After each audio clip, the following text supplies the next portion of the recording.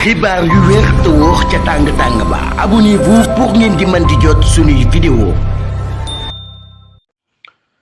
jërë ngeen jëf ci ànd gi ak ñun ci chaîne bii di Buzz 221 HD dañ koy door rek scandale bu am ca ministère de l'emploi de la formation professionnelle et technique 32 agents yu am contrat de durée indéterminée la ñu licencié ci programme de formation école entreprise PF2E est remplacé par 48 nouveaux agents.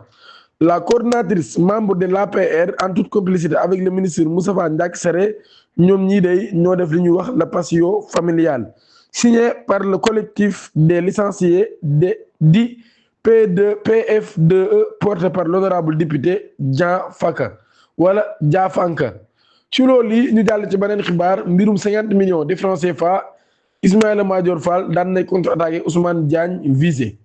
le 15 mai 2026 Babacar Ndour affaire bi nga xam ni mooy l'affaire s'internationalisée poursuivie devant la haute cour de justice dans une affaire de tentative présumée de corruption portant sur 50 millions de francs CFA. Ancien garde des Sceaux, le professeur Ismaïla Madior Fall daan nay engagé ab riposte judiciaire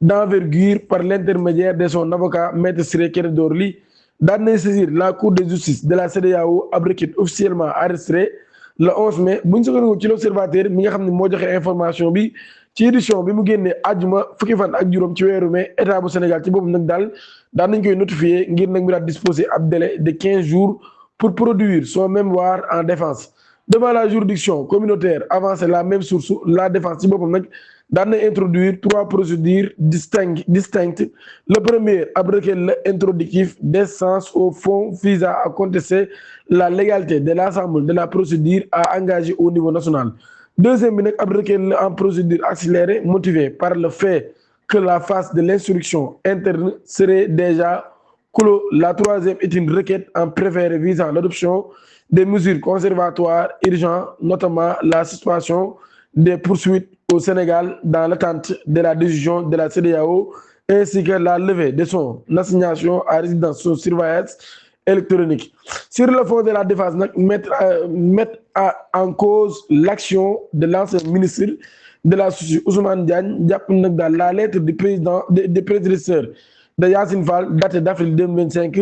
saisissant l'Assemblée nationale ngir nag am mise en accusation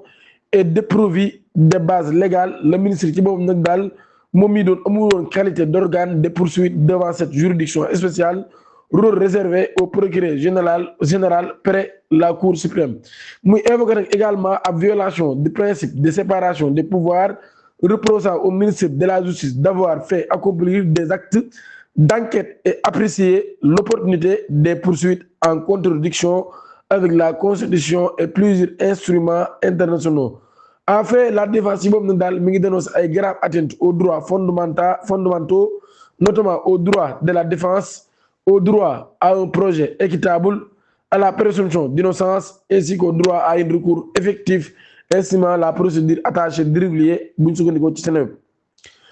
Nécrologie, l'homme d'affaires Cheikh Amar en deuil. L'homme d'affaires bii di Cheikh Amar day mi ngi traversé